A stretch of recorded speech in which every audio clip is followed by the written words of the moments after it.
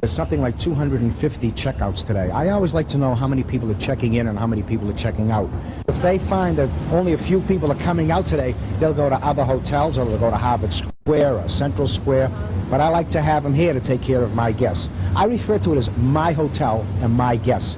I don't own the hotel, but I still refer to it as my hotel and my guests. Otherwise, here I am, Phil the Doorman, Cambridge Marriott. I take care of everybody the same way, rich or poor, etc., etc. Any questions for me? Not now? All right. I'm going to go do my work.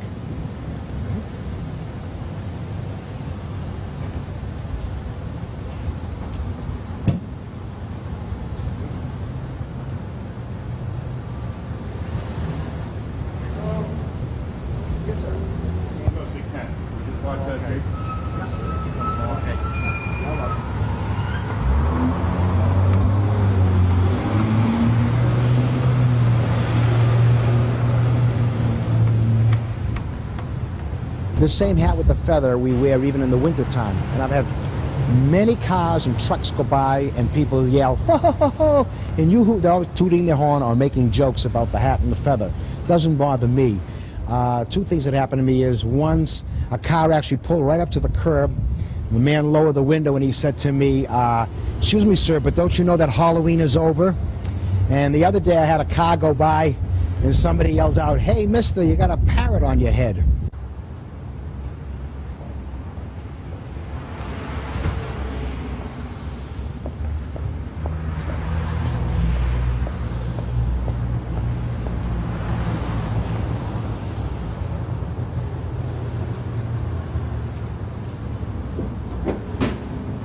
Get to work, 7 o'clock. One of the first things I do is I raise the flags. I raise the American flag, then the state flag, then the flag of the Marriott itself.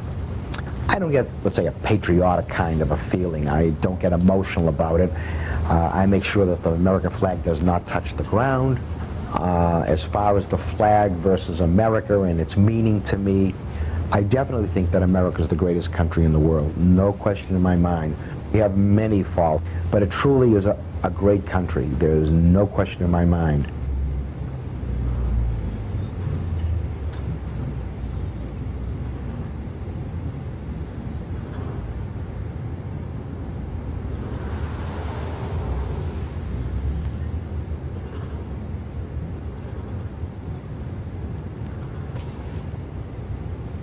There's about 200 checkouts today. 200? 202 to be exact.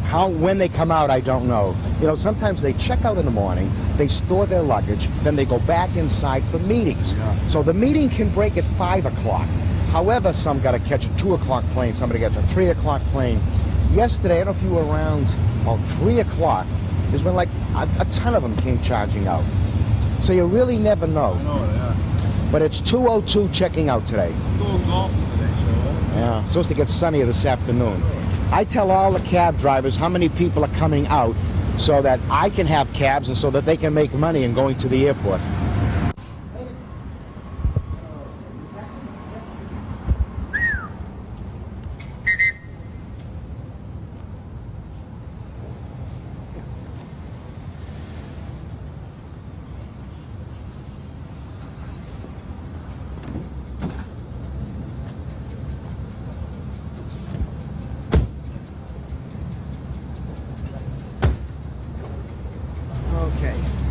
You notice the gentleman didn't tip me.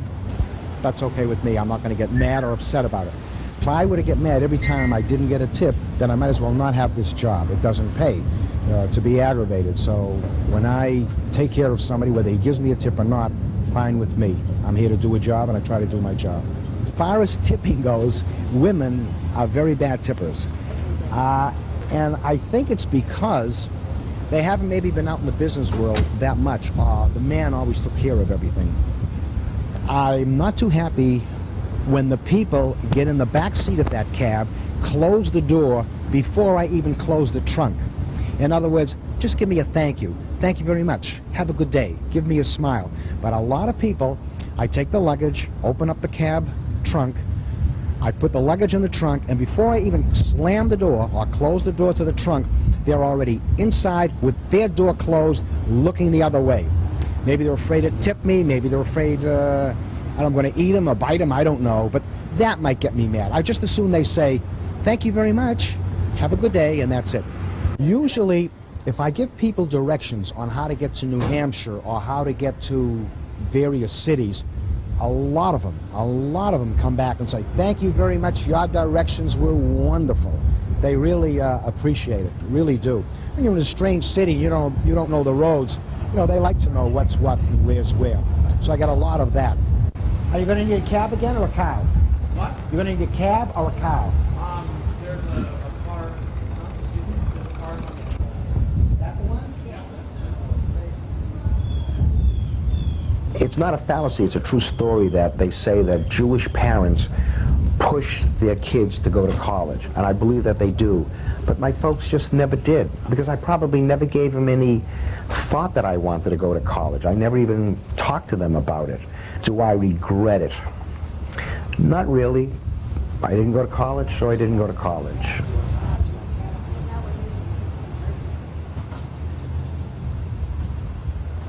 All my friends have gone to college. All my friends, I'm not saying it to degrade myself or anything, but all my friends have done better than I. From being an orthodontist to an engineer to real estate, they've all gone to college and they've done well. I thought that was wise, rather than take a car and look for traffic, parking spot.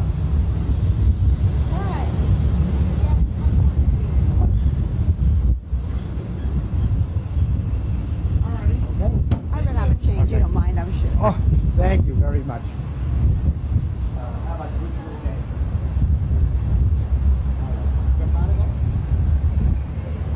Oh, boy. Okay.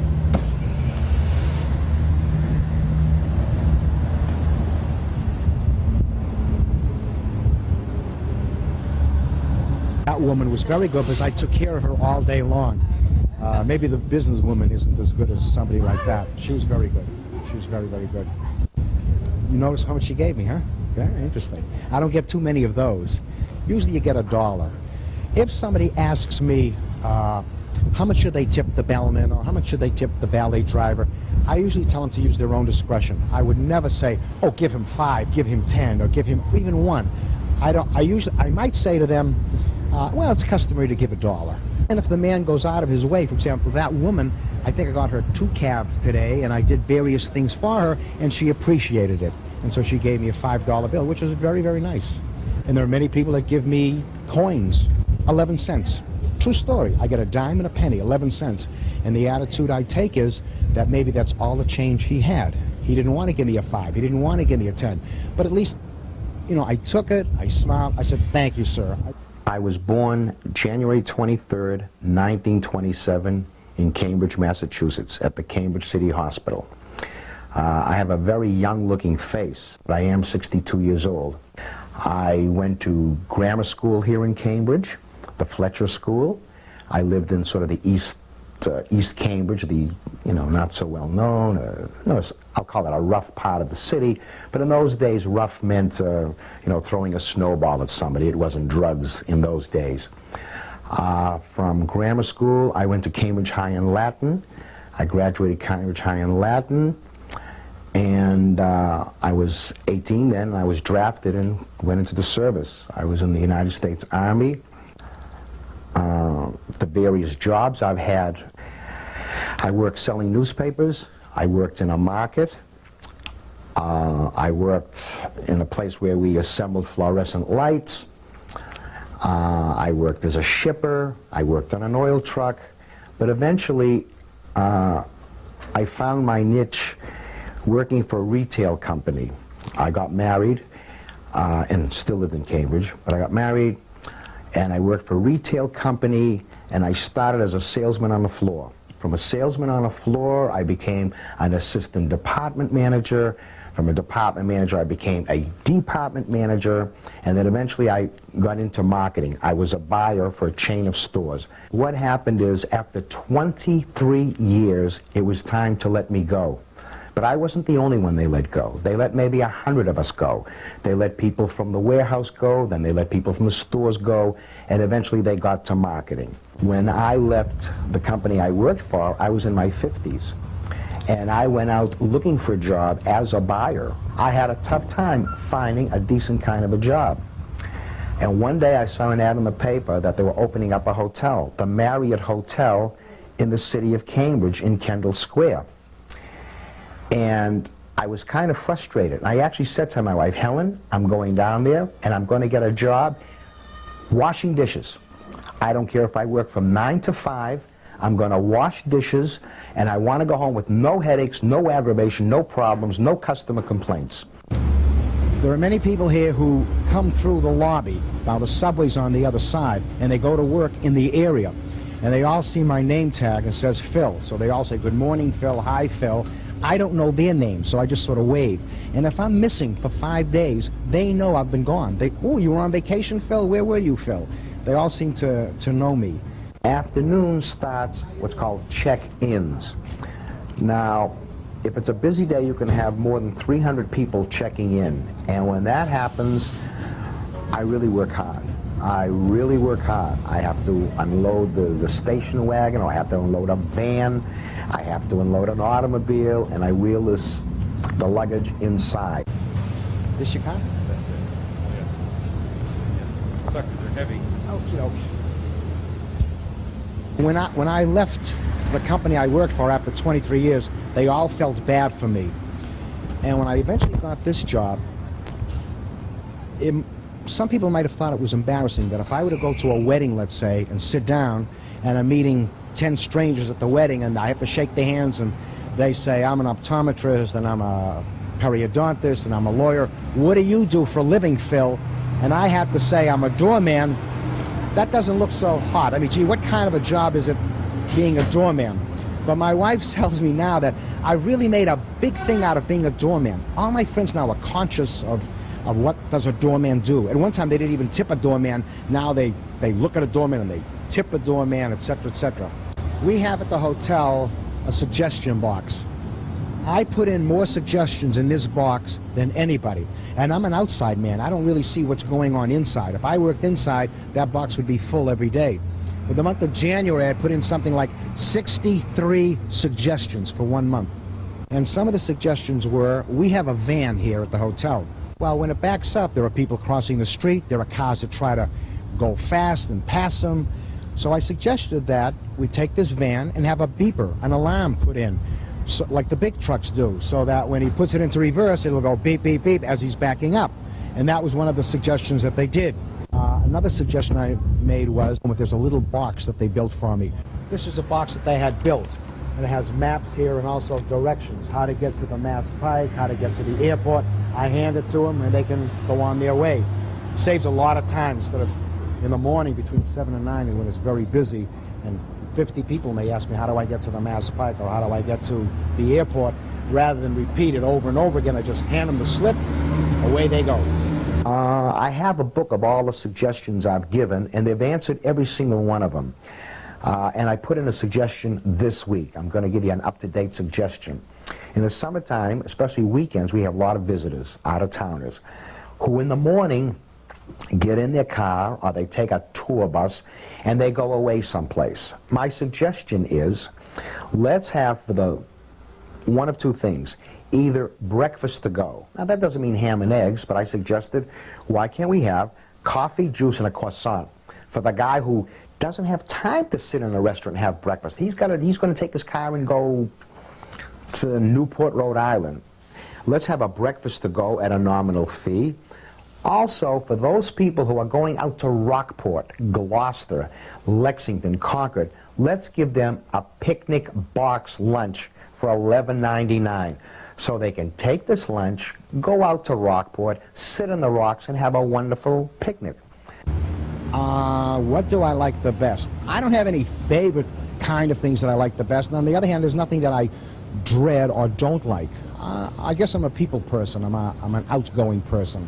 They say that I'm very animated and I talk with my hands, which I probably do. People say that if they held my hands to my side, nothing would come out of my mouth. I get the Tab, the Cambridge Chronicle, and a couple other local newspapers. So if something is happening in the area, I cut it out and I want the hotel to know about it. If a new hotel is going up, like it's going up at 1 Kendall Square, I let them know. If a bridge is going to be under construction for about a week or so, I want them to know, because maybe we'll have to reroute traffic. So I want the hotel, I believe in communication. I want the hotel to know everything that's going on. Just like if the hotel knows something, that there's going to be early check-ins, 200 people are all going to show up at 11 o'clock, I like to know about it. Not that I'm asking for extra help, but I want to know what's going on. I don't want to be surprised. You may ask, what's a doorman? And what do people know about doormen? I think there are some people who look down upon me. As a matter of fact, it's true. I don't mean to discriminate against the rich, because I wish I were rich, but I find that sometimes wealthy people, and whether they're driving a Jaguar or a Lincoln, older wealthy people, I think I want to emphasize that. Not somebody who's young in the computer business or software business or a yuppie or a hippie or whatever, but the older wealthy man looks down at a doorman. I'm his servant. I am his servant. Do this, get my car, clean that out. Where is it? I've been waiting. What's the story? He treats me that way. On the other hand, I have maybe a typical businessman who will say to me, how do I get to 93 North using the shortcut? Or how do I get here? He's using me as an information booth. And he really appreciates me. I'm not too crazy when people treat me as a servant. I want to be treated just with respect. I realize that's my job. Don't treat me like that. I'm a human being. Along Memorial Drive, I don't have a Cambridge map. You're going to drive along Memorial Drive. Stay in the left-hand lane, by the way. You just ride along the drive, and about 1.5 miles down the road, the sign's going to say Western Ave, Mass Pike, left. Just What go bridge over do I go over? It's Western Avenue Bridge. The Western Avenue Bridge. So I'm going to go down the street. Yep. Take the first right. I go first right. Memorial Drive West. Okay. 1.5 miles down the road. So I got 2 rights and a left. Then I go over the bridge, take the Mass Pike.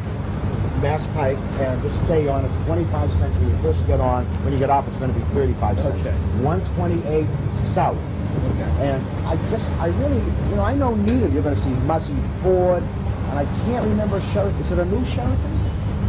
I don't know. You might want to call out there and check it out. All right, neither. You mind if I leave the car running here? No, no. I'll call out and make sure. Thank you.